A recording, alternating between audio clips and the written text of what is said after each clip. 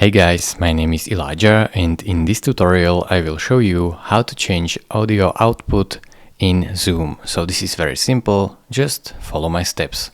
First, navigate to your profile picture and click on it. Then click on Settings in the menu.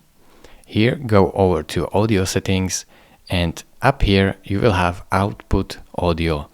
So basically speaker. You can drop down this menu and choose a different audio setup for your speakers. So I will choose my speakers on my MacBook just to show you. You can test it. So click right here to test the speakers and also change the output volume just by dragging the slider up or down. You can also turn on spatial audio, or you can hear incoming call ringtones on an additional device if you want. So thank you very much for watching. If this video was helpful to you, consider subscribing and liking this video, and I will see you in the next tutorial. Bye bye.